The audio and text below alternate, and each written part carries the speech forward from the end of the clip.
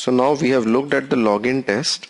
Okay, now one of the most important things is regular expressions, that how do you manage changing content on the website, right? For example, over here on this site, when you come over to the home page, right, you have something known as like this. It's written on the top as of today, and this is the time. Now time is a number which is always going to change, a factor which is always going to change. So how do you validate this text? Okay, right, for example, if I open IDE, this was my login test. Let me make a new test and explain you. Right, if I write over here assert text, fine, and I go and find an element, if I click on find and select, right, hold on, find, and then I move my mouse anywhere on the page, I find this element, I select it, right, this is the CSS or the X path, whatever you want to choose, you can take it, and you want to check the text. Now if you hard code the value over here as of today 12:05 AM, right, if I hard code the value over here and if I try to validate this, then this will pass. But when I have the time as 12:06, right, after 1 minute, this will fail because I have hard coded the value. So you will have to use regular expression over here. The same thing happens, like for example, when you log into a website and it's written on the top, welcome to this website, Mr. X. So the name would always change. So you would want to validate that the name should be the correct one. So how do you do that? Right. One thing is that you can use regular expression. The other thing is that if it's not a regular expression, then you have to compare it with, say, with the varying value in the database. Okay. Right, it's completely your choice. You can use regular expressions as well. Fine. If you have to use regular expressions, you have to study about them a little bit. Okay, I have this small brief description of what regular expression does.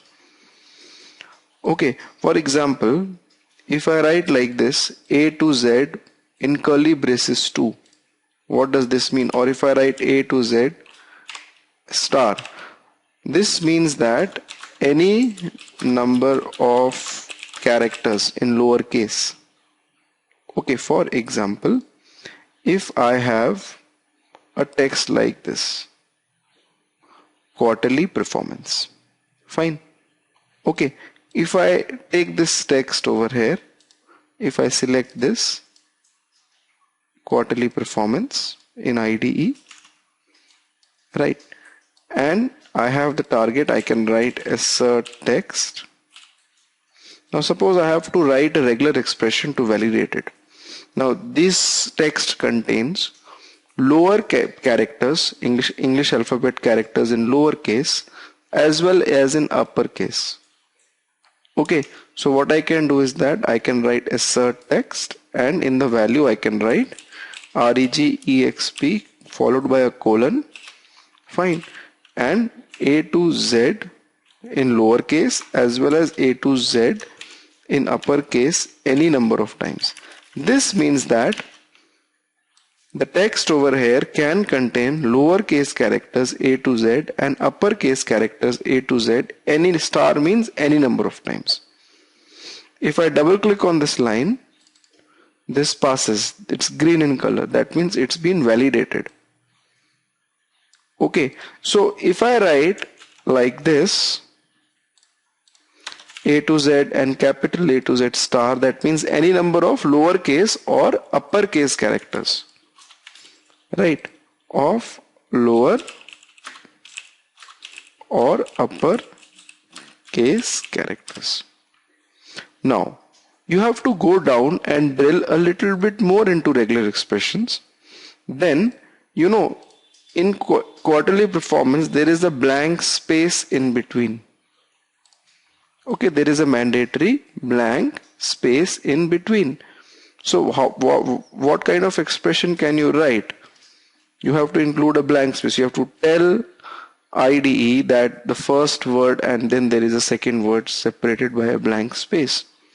So you can write over here, there is a to Z characters followed by, you can write like this, /b space /b. Inside /b you can put the hard codings. Okay, I have put a blank space in between. Had there in a word say X in between, I could have put that. I'll tell you a better example on this. In some time you will understand. In /b keywords, okay, whatever you write inside /b, it is hard coded. For example, in between it had been written hello there. So, right, so it's important that hello there should always be present. Okay, I'm just taking a very normal string on the website and validating it. Okay, and then after that I'm writing the same expression A to Z, any number of times. So if I double click on it, it passes again. Okay, you double click on the line executes, right? So this is also a valid regular expression for this particular text over here. Fine.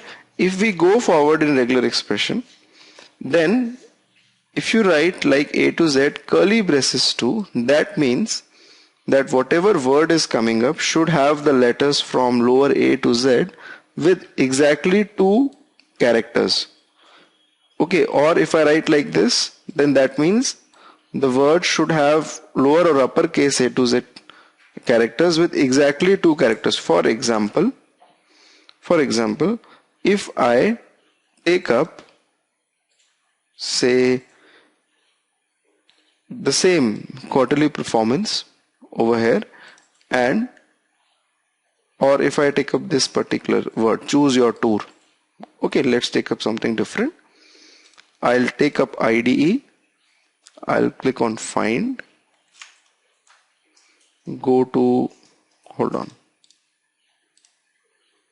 Select and take this. So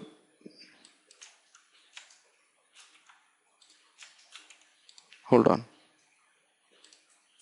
I'll just select it again, right?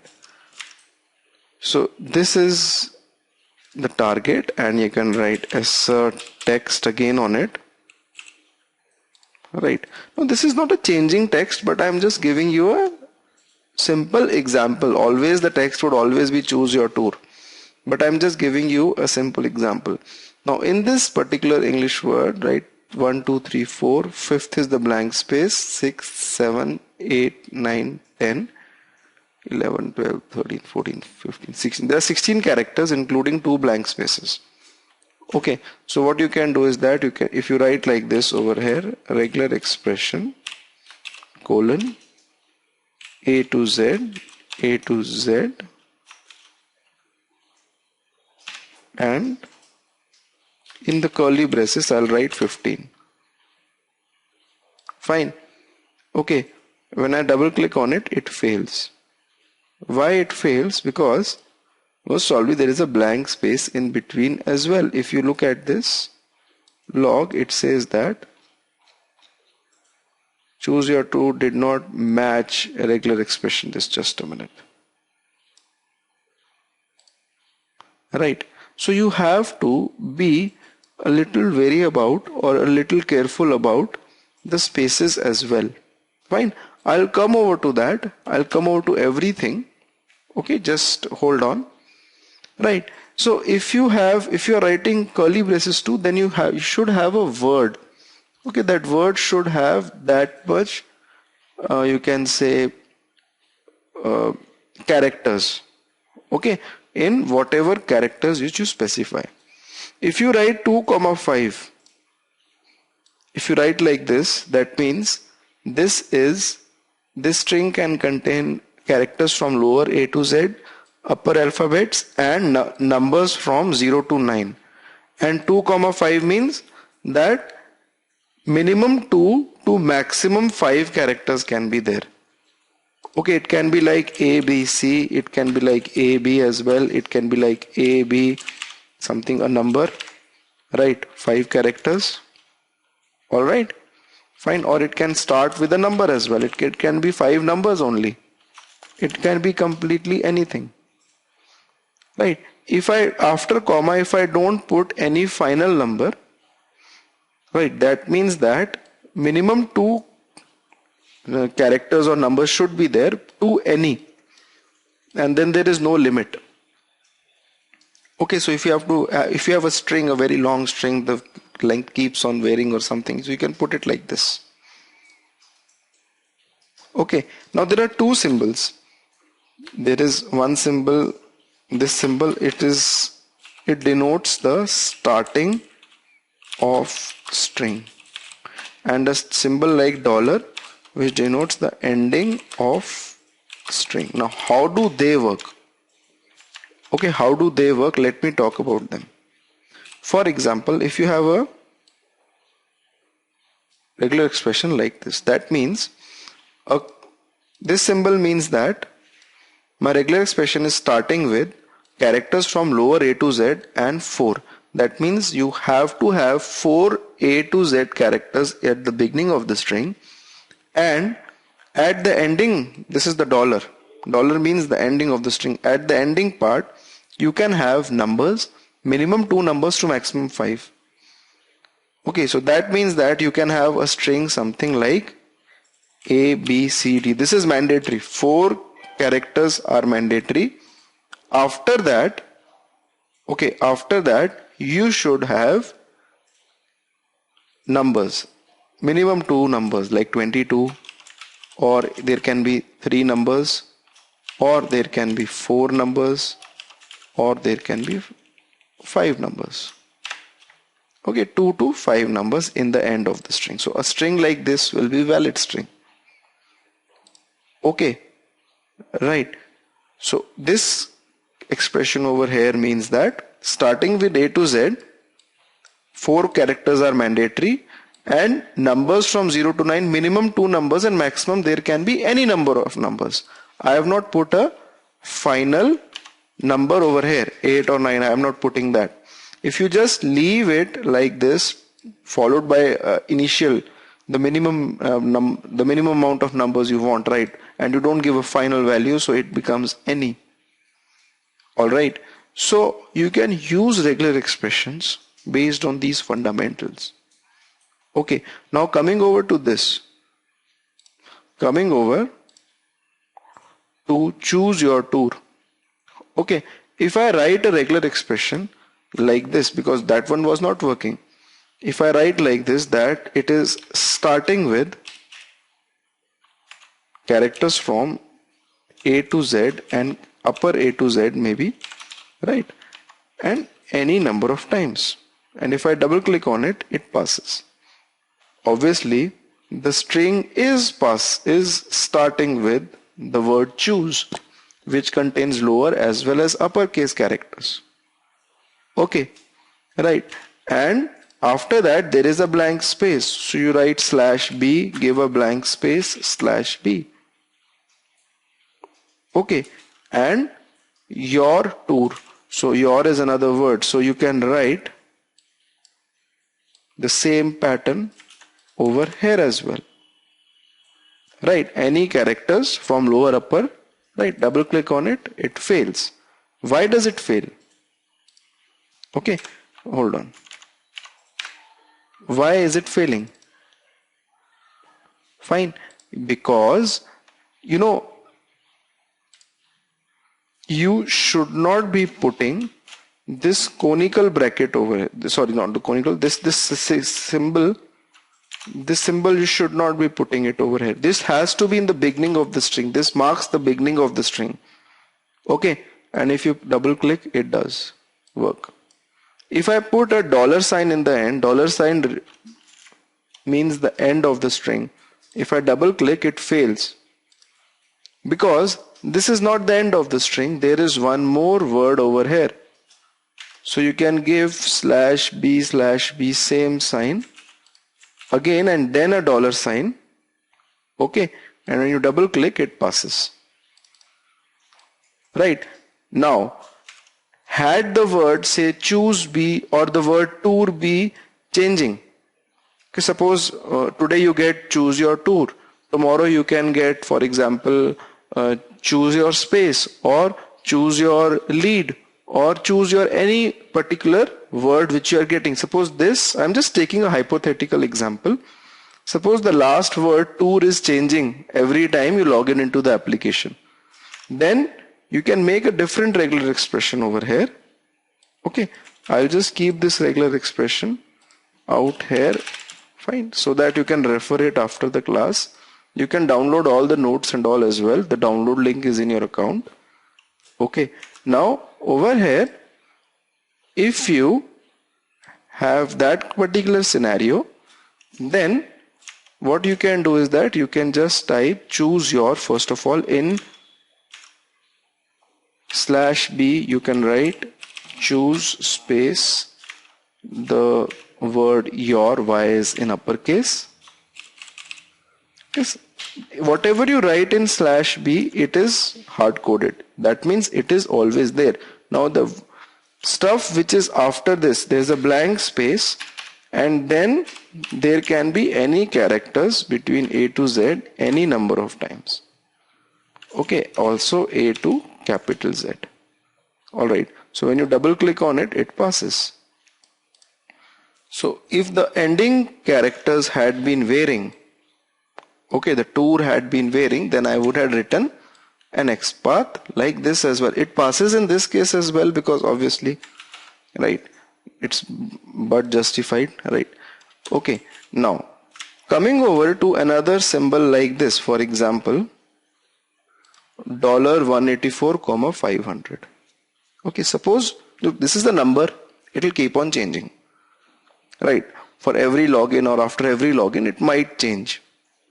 So you need to validate this number, that whether this number is starting with a $sign, whether this number is ending with a comma, and then 500. Okay, so you need to check it out, right? So what you can do is that you can, first of all, let me go to this thing, select this number.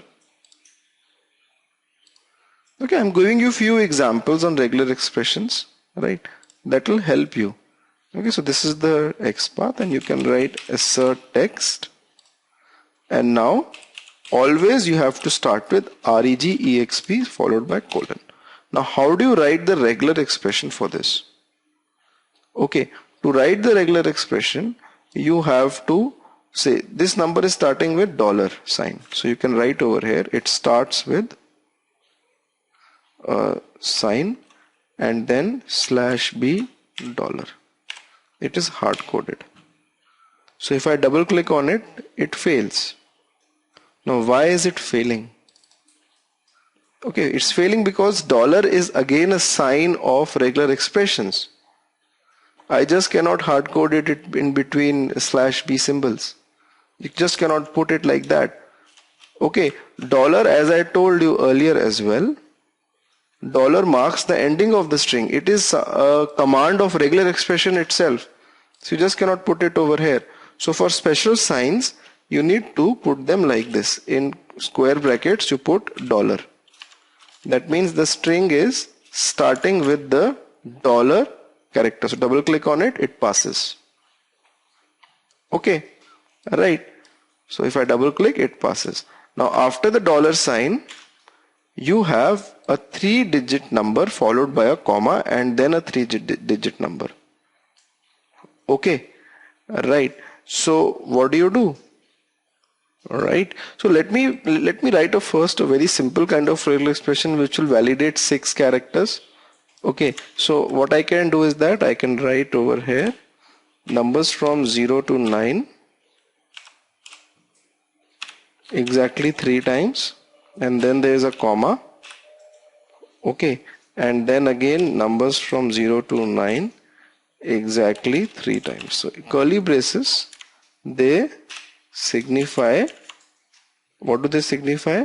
They signify, this curly braces signify the exact match, right? So I'm saying that there are numbers from 0 to 9 3 times and then a comma. I have put a comma in the brackets because it's a special character. Okay, and then numbers from 0 to 9 again 3 times. So when you double click on it, it passes. But tomorrow there can be again a comma after 500 and there can be again characters after that. Maybe 2 characters, maybe 1 character. Okay, so what I'll do is that I'll give it an expression instead of writing an expression like this. Okay, right, instead of writing an expression like this, I'll write an expression like this: 0 to 9 any number of times, 1 comma, bracket, comma, and star. Okay, now what does this mean? Let me copy it over here first. Double click, it works. Now what does this expression means? This means that 0 to 9 numbers have to come up minimum once, maximum any number of times, and it can be followed by a comma, and it can continue like this, star. Okay, so this will always validate this string. No matter how many commas come up, I have mentioned comma over here, that a number from 0 to 9 can come up 1, 2, 3, 4 times in this string, then there can be a comma, and then the string can continue forward in form of numbers only. So this is also a valid regular expression to validate this string. Okay, so you can use anything. Fine. Right, now let us come over to the date. This is date. As of today, 12:05 AM. Suppose I have to validate this. Okay, right. It's not a date actually, it's the time. 12:05, this character is always changing. So what I can do is that if I go to IDE, this was the first string, right, of the first assertion. Right, now over here, as of today is going to be always there. So you can write regular expression colon, the string starts with /b as of today /b. Okay, I have this means that this is hard coded.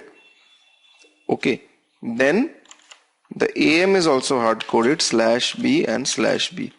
The only thing which is changing, I'll give a space over here. Make sure you give a space over here and over here as well, because after today and before AM there is a space.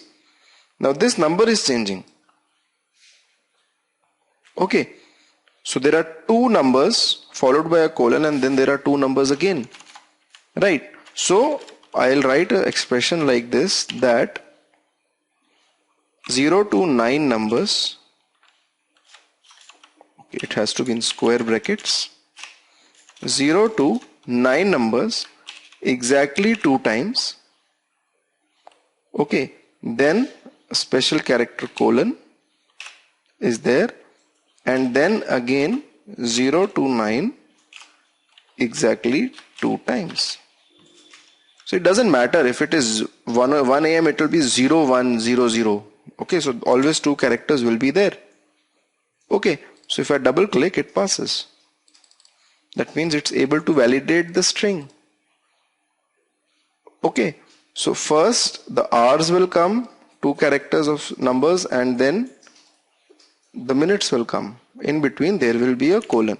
So this is the XPath which you can use out here as well to validate the time. Okay, keep stuff simple. And in the end you can put a $sign as well, that the string ends. It will work. Okay, right. So this is how you can validate this time. So it is easy. Validating with regular expressions is not a very difficult thing. Okay, only thing is you have to do a little bit of practice. You can search on Google about regular expressions and all, you'll get more on it. It's a world in itself. Okay, I have taught you enough so that at least you can work on something, right? You're logging in or something. I'll save this as a regular expression. Okay, so you can write the same kind of validation inside your test case, which is login test. Right. So suppose you don't expect an error and you reach success label, right? You wait for the element to be present, right?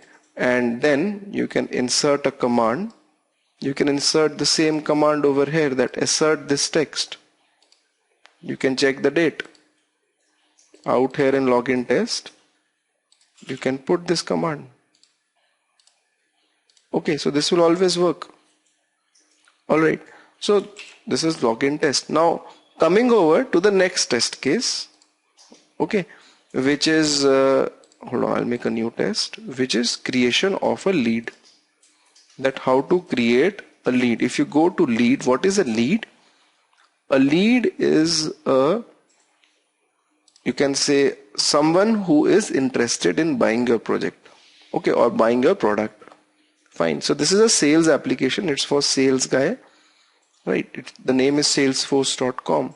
So this application is for the sales people. They can create a new lead, a new person who's interested in buying the product, and you can enter the details over here, right?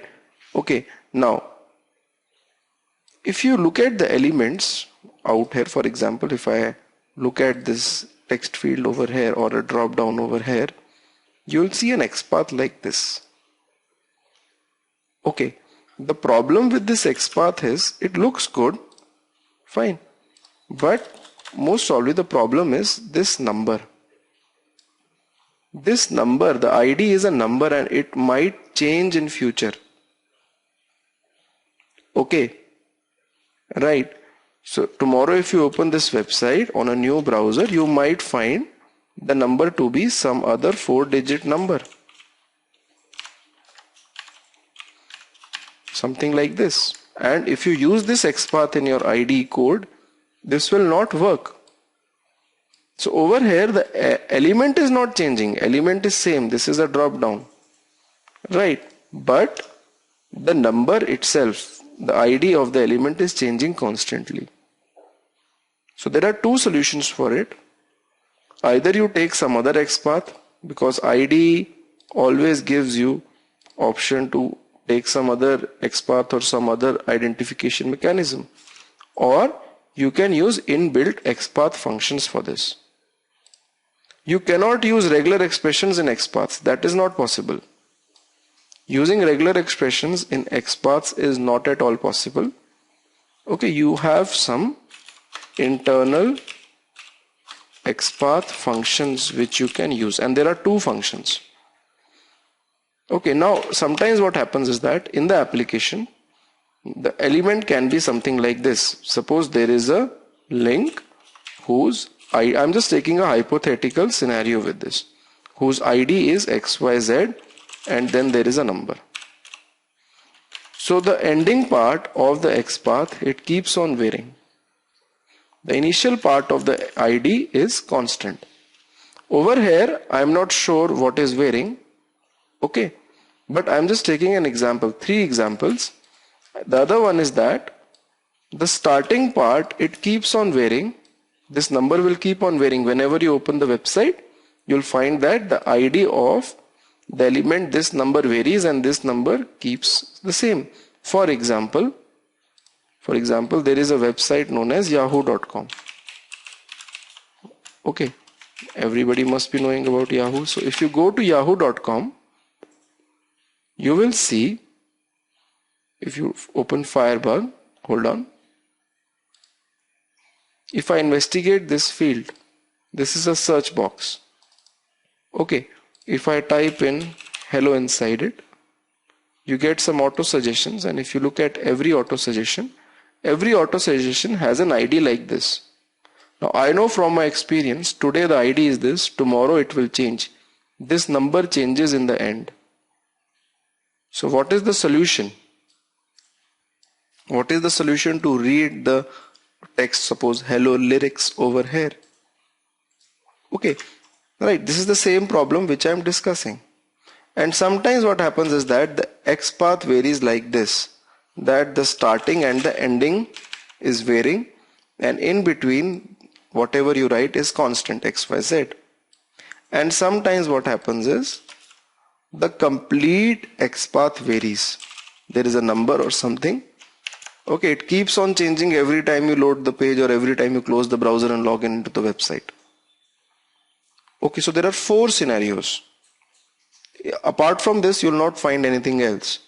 If you have these scenarios like the first 3 scenarios, you can use 2 functions. One function is starts with. This is a function which you can use with XPaths. What you can do is that you can write over here that there is a link, and then in the square brackets starts with,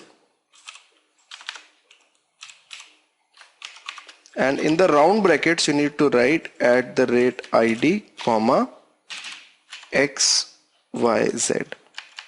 This means that there is a link whose ID is starting with X, Y, and Z. And the second function is contains. Okay, the same way you can write over here, there is a link whose ID is contains XYZ. So what will happen? Okay, the second function or the second XPath over here means that there is a link whose ID is containing XYZ. This can be at the beginning, in the between, in the end, anything. But the starts with function wants that the ID should be starting with XYZ. There is no function known as ends with. So if the constant part is in between or at the end, you can use contains, and if it's at the beginning, you can use starts with, or you can use contains, both. Okay, right.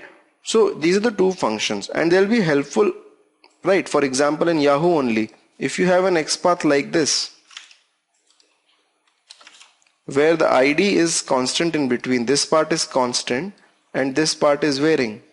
So what you can do is that you can cut this path and over here write starts with @ID, in single quotes you give the character that the ID is starting with these numbers. Okay, right. Now moving ahead, what about this case in which the complete ID is varying? And the same case is for Salesforce as well. We have the complete ID varying. We cannot use the functions out here.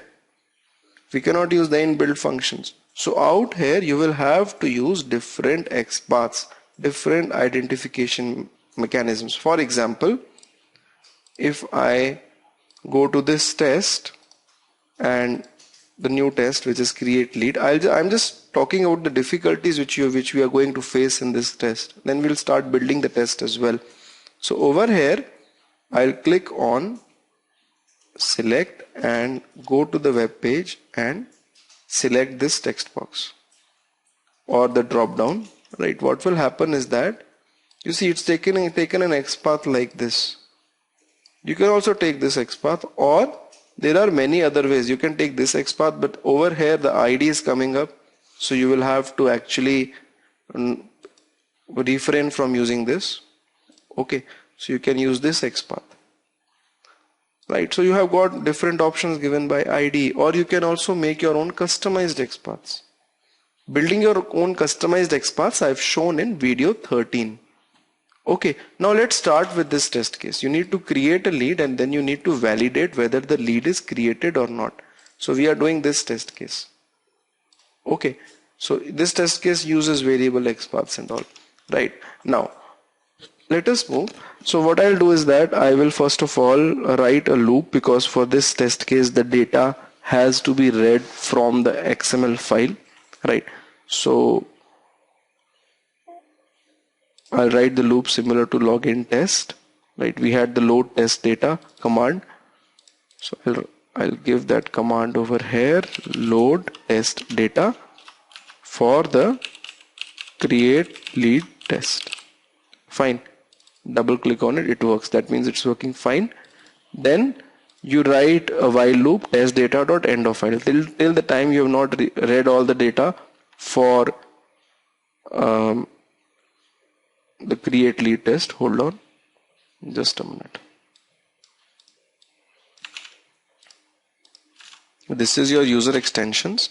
Okay, make sure that in user extensions, right, you open this, make sure you keep all the test data in the correct location in this XML file. Okay, this is my XML file. I'll open it with Chrome, and you see that this is your create lead test. Inside it I have the data, salutation, first name, last name, company, status, and all, everything I have put up, right? So what you need to do is you just need to read this data. So I'll have this. I already have taught you. It's very simple. After this, you can write a while loop, while test data dot eof, end of file function. So it will load the test data, and till the time it's not reached the end, right, it will keep on running the while loop, and while, and in between you can print the data. You can write echo dollar and any tag. The tag names are loaded, right? So I'll just load the first name. So I'll just echo dollar first name. So when I run this and I look at the logs, hold on. So it is able to read both the names. And I can also associate the run modes, which I have not associated the run modes right now. I'll associate the run modes also with this XML data, because first I will just run it with one data set and then I will run it with the both of them. I'll put one run mode to no. Okay, yes and no. So how are we skipping the test cases? How did we skip the test case in login test? Right. So we had this skip exception. Okay, this particular label, right, which used to bypass the test case, right? So what I'll do is that over here also I'll write, instead of echo, I'll write go to if, right? What was the command? We were comparing the run mode, whether the value of run mode is no or not for this particular run. Okay, so you will write over here the same command is there, go to if the run mode is no. Okay, go to the label, skip test. So I'll make a label over here, skip test, right? And you'll reach this label. So this was the label over here, label skip test. Oh, I always make this mistake, I'm sorry. This has to be over here, this is label. Okay, so when you run it, it will run 2 times. Obviously in the logs you can check out, right? It will run 2 times. And in the next, in the first label it skips. In the second label it works perfectly fine. Okay, right. Now moving ahead. Right. Now we have a scenario that we want to read the data from this particular data set. Okay, and we have to write it in the application while creating the lead. Okay, but before I go into that, you need to understand the concept of something known as implicit wait. Now what is implicit wait? Okay, let me show you with the example. Fine. Okay, to implement this particular lead test, first I have to log in inside this application. Okay, I cannot implement both these tests serially. Alright, I'll just save this test as create lead test.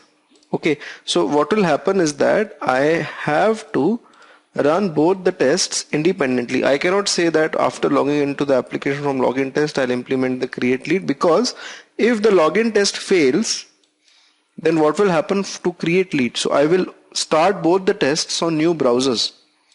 Fine. So what I'll do is that I will insert few commands over here. Hold on. Right. And I will insert the command open. Okay, the same way the command which we had used in the login test. That is, I'll go to the base page. Fine. And then I will log inside the website. Okay, to create a new lead. So I'll use these commands and I'll put them over here. Fine.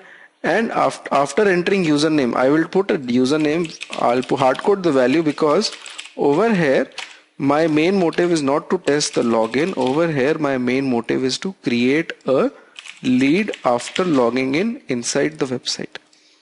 Okay, now after logging in, you will load the test data and all everything, and you will start the loop to create different leads. Okay, to create a lead, you need to first click on the leads section over here in the website, and then the new button appears and you need to click on new and you need to enter the values. Okay, so let me record this stuff. Okay, let me go to my IDE and place my cursor below the run mode step over here. From here I'll start recording, because if the run mode is yes, then only control will come on this line. I'll click on the record tab, then click on the leads section. Then after clicking over here, I'll click on the new button. A window like this will appear. This is not a pop-up window. This is the part of the same page. This is known as a PHP lightbox. Okay, so I'll keep a first name over here. For example, I'll give my name Ashish and last name. Fine, middle name you can, it's not mandatory. Okay, company, I will put any company XYZ and click on the save button. Rest of the fields I am not filling because those are not mandatory. Okay, so I don't want to waste so much time by filling all these fields, and I'll click on the save button. So I'll get this page on which my name would be written on the top, and I need to verify whether the same name comes up in the next page. I need to verify that with IDE as well. Okay, I'll stop the recording now. Before I move ahead and I tell you about implicit wait, understand the commands which have been recorded. Okay, this line is actually the line which will simulate clicking on the leads tab. If I double click on it, see, it clicks on the lead tab. The second command over here will actually go and click on the new button. Fine. If I double click on it, this clicks on the new button and this page comes up. This next command is to type in the first name. If I double click on it, it will fail because this number will keep on changing. See, it fails. If I right click on the first name section and I select inspect element, you will see that, or if I open it in Firebug, this has a different ID now. Okay, this text field, first name, has a different ID, 11861. Over here it was 9645. So I cannot trust on this number. Even the last two digits which look same, they might also change. Okay, so I'll take an alternative XPath. I'll take this XPath which is independent of the number. Similarly for the last name, and similarly for the company as well, I'll change the XPaths. For the button, okay, the XPath looks a little weird. I'll take this one. I'll take this XPath. Okay, now when I run this program, I'll start it from the beginning. Okay, I'll start it from the login. Okay, after clicking and waiting on the login button, fine. And before loading the data, I will also verify the login by introducing the command to verify, which was hold on. Over here, we were using this command, right, in the login test. Okay, which was actually waiting for this element. I'll copy this command and I'll put it over here. Okay, right. So when I run this test, you will see that it will connect to Salesforce and it will start executing all the commands. Fine, it's executing the open command and hold on. Now this thing will not work. I know that. Okay, I'll tell you the reason why this thing will not work. Alright, so just a minute. It takes a little while to open this website. That is also one of the issues. Right, so it logs you in. Open command again fails. Even if the open command fails, right, the test doesn't stop. It's been made in such a way. Right, it will log you inside the site. Okay, it is waiting for the element, this element. Fine, and as soon as it logs in, it will load the test data and it will try to click on the new button and it fails. This command fails. It was not able to click on the new button. It is failing. You see that? If you see the reason for failure in the logs, it will say that this XPath was not found. Okay, if I double click on it, it is again not executing properly. That means there is some serious issue with this XPath. Okay, let me find it again. I'll click on the find button and I'll move, select button, and I'll move my mouse over new. And if you look at it, okay, hold on. Let's take the inner button and yeah, I think this is good. The CSS, it's taken division with title new. Okay, it will work. Okay, let me run this again. Alright, so when I run this again, fine. Look, things like these tweaking issues you'll always be having. You'll always have these issues with IDE.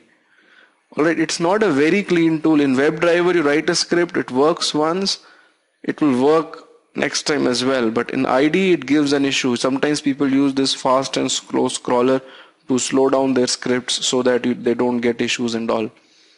Okay, so over here I took a different XPath, right? And you see that it will log you in. Fine, and it will execute all the commands. It will try to execute all the commands, and it's clicked on the new button. Fine, and it's executed everything successfully. Okay, now if you execute at your end, it will fail. I'll tell you the reason for failure. Okay, right, there is a small icon on top of my IDE which is enable disable implicit wait to locate the elements. This icon will not be there in your IDE. I had enabled it. I have enabled implicit wait. Okay, now what is implicit wait? Suppose an element is not able to be found on the page. Suppose this element is not found. Then using implicit wait, okay, IDE will actually wait for say 30 seconds, fine, to find that element on the page before throwing an error that it is not found, or 10 seconds. By default it waits for 10 seconds if you use implicit wait. If you're not using implicit wait, it will just try to find it. If it's not find it, if it's not able to find it, will throw an error. Let me turn off implicit wait. Okay, I will tell you how you can include this plugin. Just be with me. Let me turn it off and let me run the script. You'll see that the script will fail. The script will fail because there are few components on the page which don't load properly. They take time to load. Okay, with implicit wait you can tell IDE that fine, let the components take time to load. You wait for the components to load. So implicit wait is applicable to all the commands. It is like a global timeout. Fine. Okay, so just be with me. Let me fail this test once. Okay, so it will log in, and now when it goes and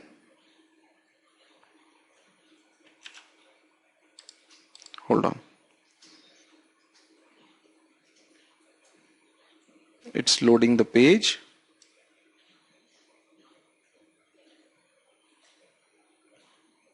Right, and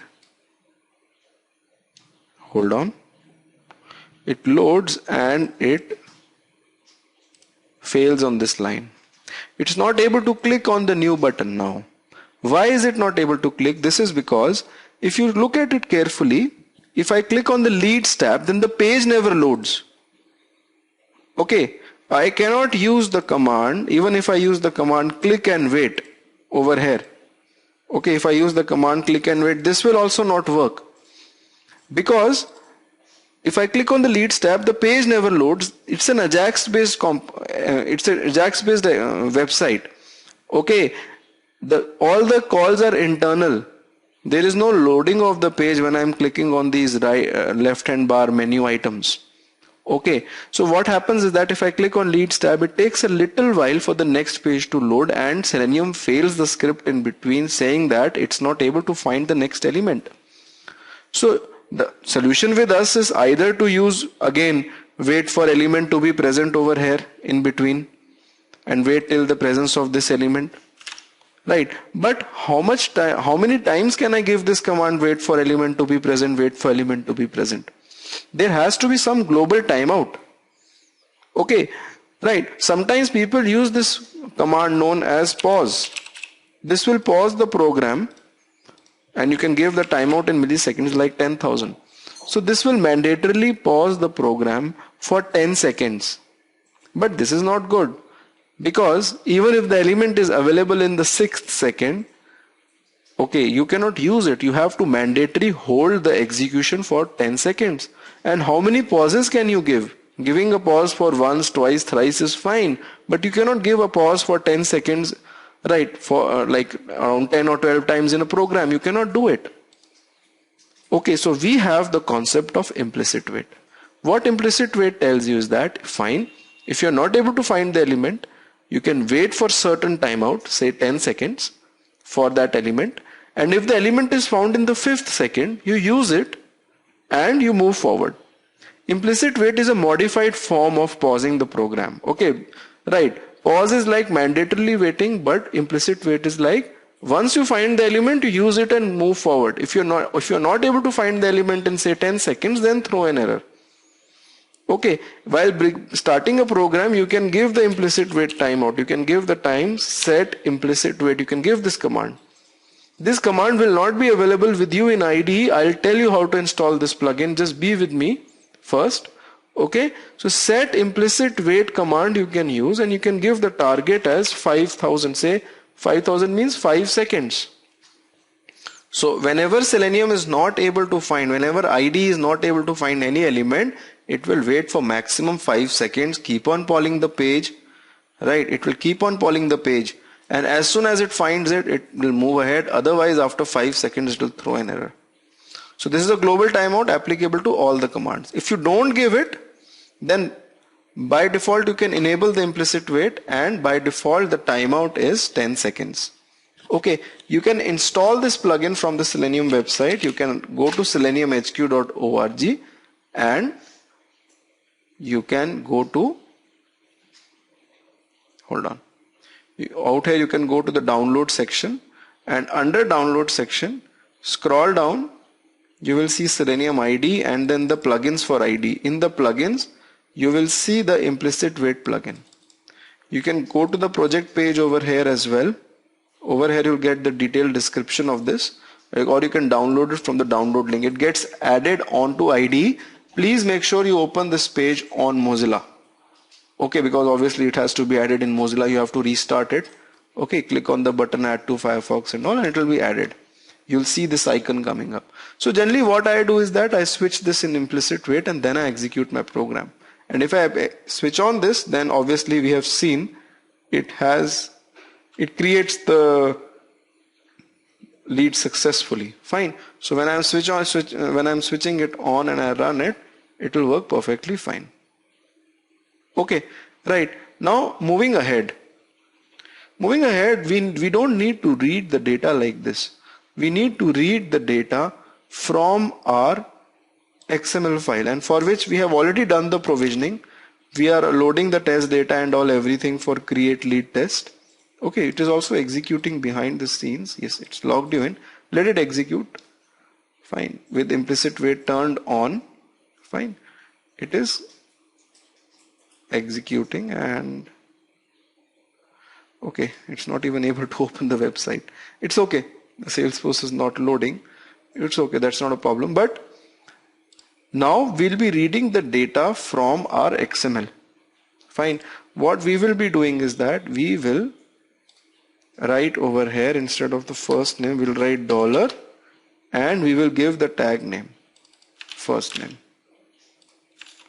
and then the last name, $, last name, and then the company. Okay, you have to have the company as well, $, company. So the tags and all, they get automatically loaded. So next time the data would be read from the XML file. After clicking on the button, that is the save button, you need to check whether the lead is successfully created or not. Okay, you get this page, lead display page. Fine. On this page you need to check whether the lead is perfectly fine, whether it's created successfully or not. So you will take the X path of this particular section. Fine. Or you can use the command in IDE. Right. I will insert a new command known as verify text. Okay. Right. And you will give the locator. You take the, click on the select button and select this. Okay. You have given the locator for verify text, and then you have to give the value as well. Now the value would be the first name followed by a space and the last name. Okay. So the value would be first name followed by a space and the last name. Okay, there's a space in between. Alright, so now when I run this whole thing, it should work perfectly fine. So let me run this. Okay, if I run it, it will actually go and log you inside the website. Hold on. Right, so it will now read the data and all everything from the Excel file, and it will execute. Right. Okay, so let it run. Meanwhile, okay, let me open this file. We have done create lead test. I also talked about variable XPaths, that how variable XPaths they can be tackled with implicit wait and all. Fine, and we read it from the Excel file as well. Okay, the data and all. Right, so we have completed these two test cases along with parameterization and all everything. You see that it goes to the leads tab, right, and it is working on the leads tab. Hold on, and it is okay. Let's not use click and wait, only click command should be there. Okay, because there is no use of waiting over here. Right, actually we should be using only the click command. Okay, that's why it clicked on it and is waiting for the page, and also that's not this thing over here, it is an Ajax call. So it's done and the lead does get created. Okay, and verify text over here, it's kind of failing. Okay, let me check why did verify text fail.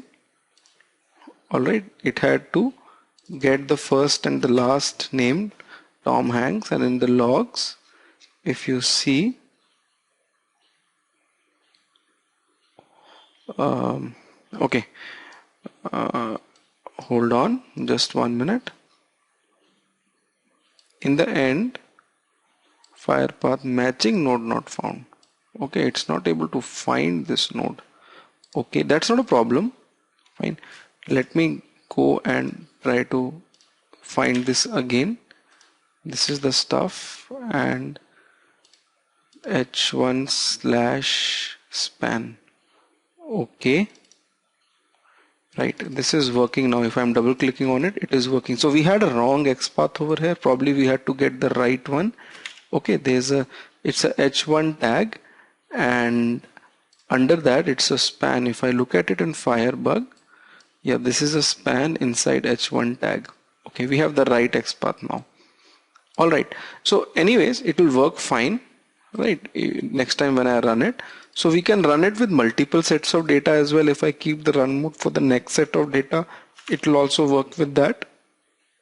Okay, if you have to put some negative scenario, you can put it, but for that you will have to put the go-to statements and go-to if statements the way we did in the login test. Okay, right, so now if I want to save the entire thing as a test suite, I can also save it as a test suite. Okay, in my IDE test cases, I can save it as Salesforce suite. So you can save all the test cases as a test suite as well, and you can run the complete test suite. Okay, so if you click on this button, play entire test suite, so both the tests will, all the three, in fact this one as well, which is not actually required. Okay, this one will also run, and I can also go and schedule the tests periodically. Fine. I can select the day, month, hour, minute, whatever you want. You can schedule the test cases periodically as well. Fine. So if I click on this button, it will start the entire test suite. I have the implicit wait on, so I'll run it and it will start from the login test. Okay, so it's going to take a little while to run it. Fine, but the only disadvantage which we are having right now is that you cannot generate reports, you cannot generate HTML reports and all, anything. All the flow is okay, the complete flow is fine. You can write loops, you can switch everything, you can have extensions and all involved, you can have implicit wait. Okay, you can have you can have the regular expressions as well. Okay, so there is some error. No, this is a common issue in IDE. Okay, right, this will always be there. This, whenever this issue comes up, you click on OK, you exit your IDE, and thank God it's come up. That's good. Okay, and then you open IDE again and run the entire test suite after opening it. Okay, sometimes this kind of issues, they do come up. Okay, right, I'm running it again. Now the next part which I'm going to discuss is are these examples, like how to manage pop-ups, JavaScript alerts, how to upload files, how to take the screenshots and all with IDE. Okay, so let us start with this.